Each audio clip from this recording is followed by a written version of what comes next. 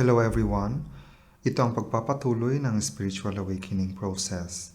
Sa mga baguhan o nag-uumpisa pa lang, inaanyayahan ko kayong panoorin ang mga naunang video na nagawa sa channel na ito. Ang pag-uusapan natin ngayon ay tungkol sa kapatawaran at kung paano mo ito maiintindihan sa spiritual na perspektibo. Click the like at mag-iwan ka ng comment kung ikaw man ay may natutunan o nagkaroon ka ng kaliwanagan o panibagong perspektibo. Lalong-lalo na kung ikaw ay may mga katanungan na may kaugnayan sa video o sa topic na napag-uusapan. Napaka-importante na pansamantala mong maisantabi lahat ng iyong kalamang pa-intelektual at espiritual na paniniwala sa buhay. Kasama na dito ang iyong relihiyon, ang mga iniisip mong tama o mali, kung ano ba dapat o hindi dapat, o kung ano pang kaugalian na tumutukoy sa pagkatao mo. Kasama na rin dito ang mga naunang espiritual na natutunan o narinig mo. Kahit ano pa man ang aking sasabihin ay nasa sayo pa rin ang huling desisyon kung alin sa sinasabi ko ang naaayon sa iyong buhay. Kunin mo lang bahagi na makakatulong sa iyo ngayon at isantabi mo muna ang hindi. Marami ang nakarana sa ating kabataan na kung nasaktan o sinaktan man tayo ng iba ay kailangan natin silang patawarin agad. Minsan, ito ay sapilitan pang pinapagawa ng ating mga magulang o caregiver na sa paghingi ng sorry ng taong nanakit sa iyo ay maibibigay mo na ang kapatawaran. Sa pagdaan ng maraming taon, ikaw ay lumaki at nagkaedad. At sa bawat pagsubok na iyong nakaharap kung saan paulit-ulit kang nasaktan o sinaktan, naibigay mo ba ang kapatawaran sa sandaling humingi sila ng sorry sa iyo? O dala mo pa rin ang matinding galit, puot at sama ng loob sa mga taong nanakit sa iyo? Ngunit papaano mo nga ba maibibigay ang kapatawaran kung ikaw mismo ay hindi ito naiintindihan? Ang kapatawaran ba ay nakabase sa salita? O ito ba ay nakabase sa kilos o gawa? Bakit kahit humingi na ng sorry ang taong nanakit sa iyo at kahit nagbago man ang kanilang kilos at pakikitungo ayon sa iyo, ay dala mo pa rin ang matinding masasakit na emosyon na halos nagtatago lang sa gilid ng iyong atensyon? May ilan ang magsasabing ang pagpapatawad ay isang kahinaan, na ito ay ginagawa lang ng isang hangal. Ngunit ito ba ang ganap na katotohanan?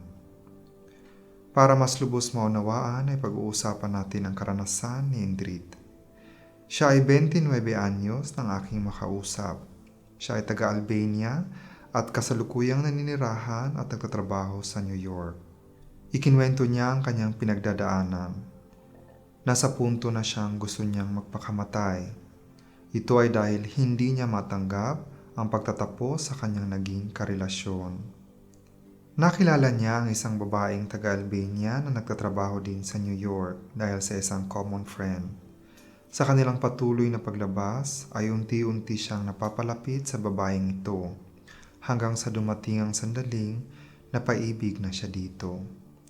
Pagkalaunan ay opisyal na naging sila dahil ang Estados Unidos ay napakalawak. Palagi silang bumabiyahe sa iba't ibang lugar. Lumipas ang isang taon at lahat ng kanyang pangarap ay biglang gumuho nang ang kanyang girlfriend ay nagdesisyon na makikipaghiwalay na.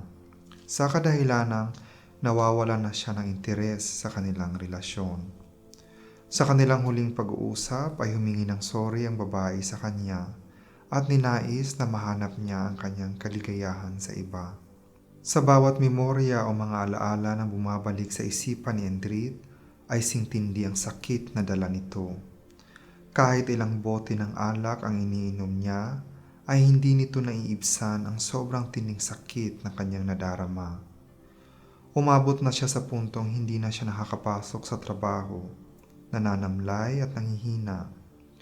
Lumipas ang ilang buwan at kumonsulta na siya sa mga profesional. Dumaan siya ng ilang counseling sessions at naresetahan ng matatapang na gamot. Isa dito ang tinatawag na Remeron. Ang resulta sa pag-inom sa mga gamot ay pansamantalang pagkawala o pamamanhid ng emosyon, kung saan para kang nagiging robot. Ngunit sa paghupa ng mga epekto ng kemikal sa katawan, ay babalik na naman ang matinding sakit na kanyang pilit tinatakasan. Sa pagdaan pa ng mga buwan ay tumataas ang tolerance ni Indrit sa mga gamot. Ibig sabihin, kailangang itaas ang dosage ng mga gamot para makuha ang kaparehas na resulta nito. Dumating na siya sa puntong sa tuwing iniinom niya ang mga gamot, ay bigla na lang siyang mawawala ng malay. Magigising man siya pagkalipas ng ilang oras, ay babalik na naman siya sa kanyang nararamdamang matinding hinagpis at pangungulila. Sa unti-unti niyang pagbabalik sa trabaho, ay pilit niyang iniiwasan ang kanyang nararamdaman.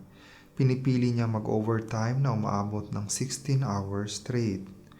Ngunit sa mga sandaling uuwi na siya sa kanyang tinutuluyang apartment, ay babalik na naman ang matinding sakit na kanyang nadarama.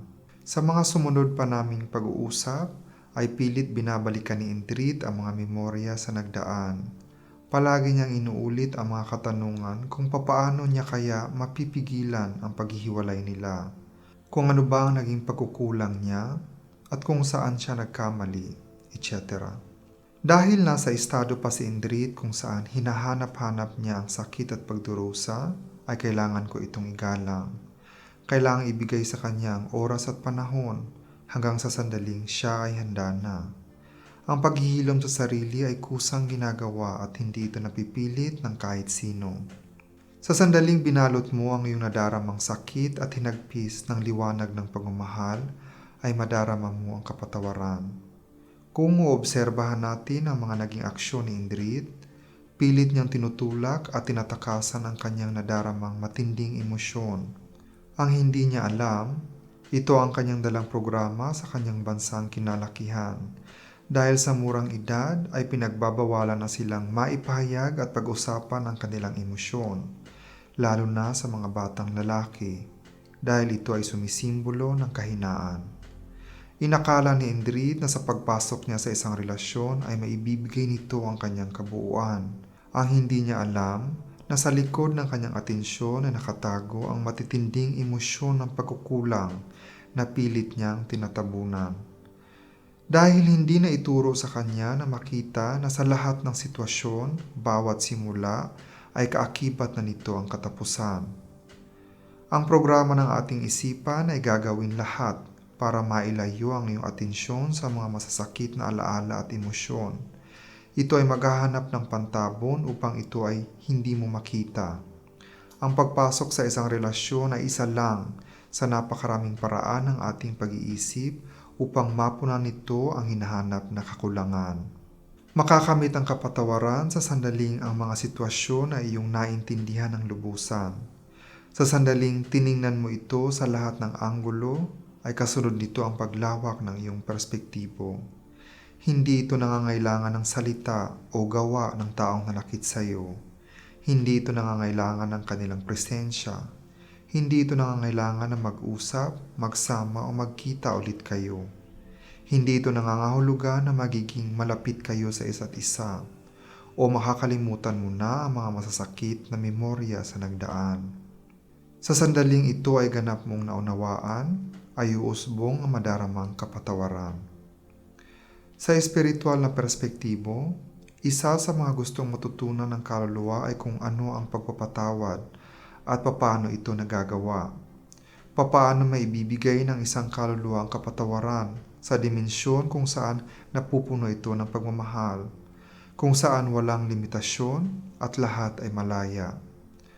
Ang bawat kaluluwa ay nag-incarnate sa pisikal na katawan upang mapalawak nito ang kanyang karanasan. Nahalin tulad ito sa paglangoy. Pwede kang manood kung papaano lumangoy. Pwede mong pag-aralan ang iba't ibang klaseng paglangoy. Pwede kang mag-practice kung papaano igalaw ang iyong katawan, ulo, braso, mga kamay at paa. Pero hindi mo ito magagawa kung wala ka mismo sa tubig. Hindi rin ito mangyayari kung binasa mo lang ang sahig o kung ang tubig ay hanggang talampakan lang. Sa likod ng masasakit na emosyon ay ang oportunidad sa paglawak ng iyong karanasan. Dalhin at pahalagahan mo ang mga bagay na iyong natutunan, kahit pa ang kapalit nito ay ang pagdistansya sa mga taong nanakit sa iyo. Ito man ay iyong mga kapamilya, kaibigan o minamahal. Sa espasyo ng pagmamahal, ikaw ay may kapangyarihan na tanggalin ang mga kadenang naitali sa iyo. Bitawan mo ang iyong dalang paniniwala at mga naituro na nagdulot lang ng sakit at pagdurusa sa iyong buhay. Ibigay mo sa sarili ang lahat ng hinahanap nito. Damhin mo na ikaw ay sapat na lahat ng hinahanap mo ay nasa sayo na mismo. Salamat sa panonood. Hanggang sa muli.